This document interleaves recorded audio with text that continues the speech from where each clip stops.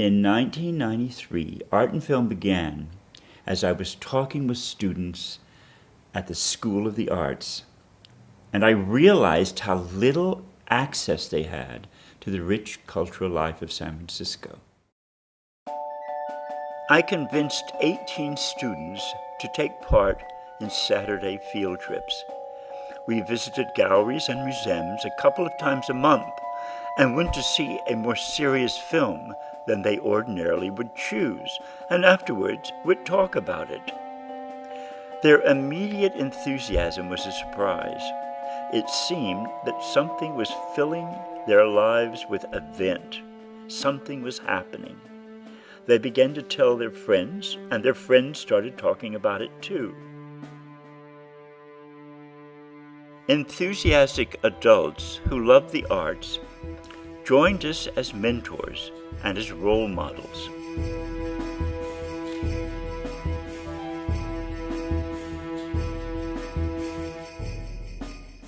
Parents began to help with picnics on Saturdays.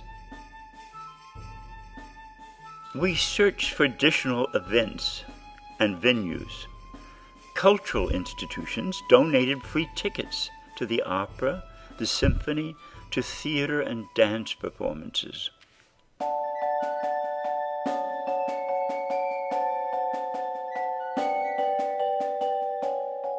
We started to grow so rapidly, we realized we were going to need funding.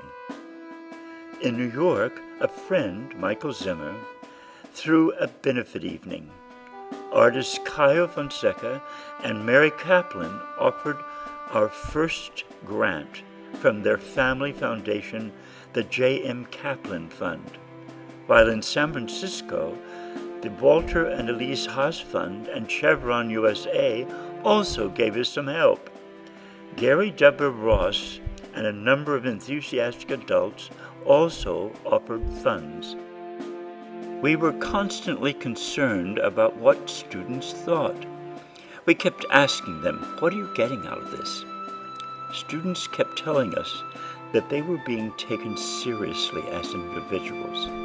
They became excited about what they were seeing and doing, and they were strongly developing a type of critical judgment they didn't learn in school. Students felt there were gaps in their academic learning because it did not address the arts. We felt we should innovate programs that would address this lack of funding for the arts.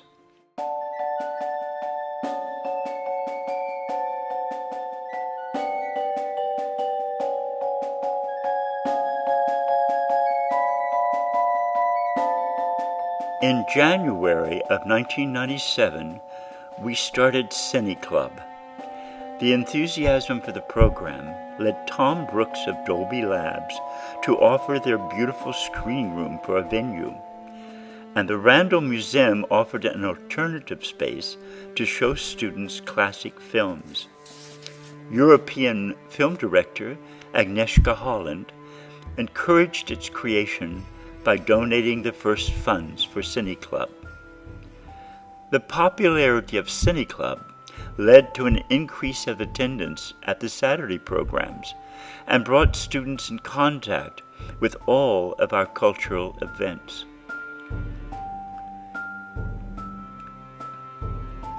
That spring, we took our first students to Paris for a week. The idea of the European Summer Studies program was born.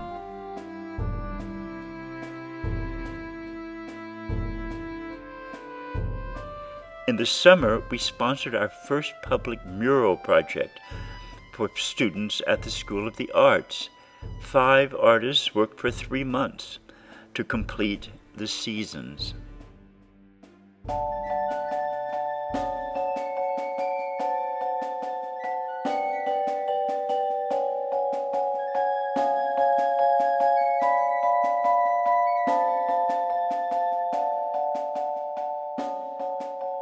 Art and film's goal was now becoming quite clear: to make all the arts, visual arts, music, dance, theater, a vibrant presence in the lives of young people, and by doing that, we would help them find out about themselves. We were dedicated to help them develop their critical judgment, to excite their imaginations, and to give them a clear idea where their futures lay. In the summer of 1998, Art and Film was able to return to Europe with 14 students. A new European orientation program of language, art, and cultural history prepared them to visit London, Paris, Venice, Florence, and Rome.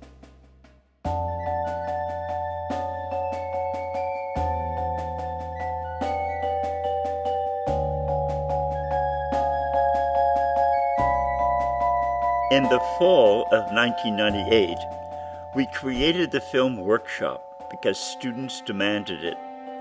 They needed work to submit to film schools. Filmmakers Christian Schneider and David Driver collaborated with me to help 15 students make their first films. That year, we produced 28 films, some of which were shown in the San Francisco Film Festival.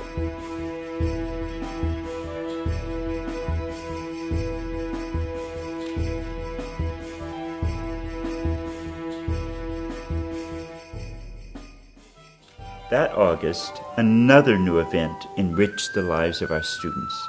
Our first Shakespeare Film Festival for teenagers. Our student artists worked together to create a mural of London. Parents chipped in to help with the makeup. Costumes were donated by the San Francisco Opera. Musicians came from the Philharmonia Baroque, and players arrived from the Renaissance Pleasure Fair. Songs and dances were performed by students, and a 10-day festival of Shakespeare films followed.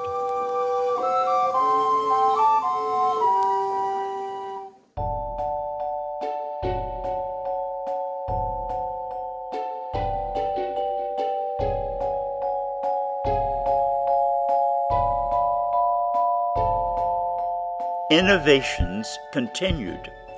A website was created by one of our students, Isaiah Dufour. It became an engine for outreach and communication. Students were encouraged to write essays on the events they were attending.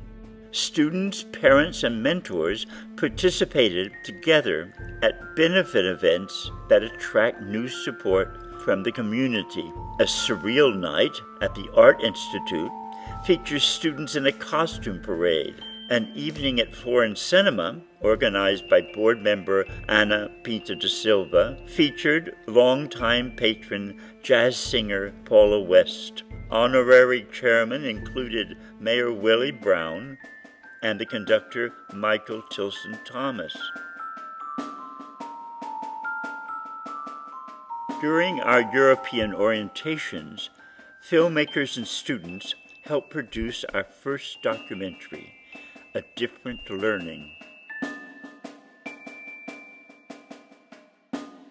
In 2001, students collaborated on a film about their European learning experience called All About It.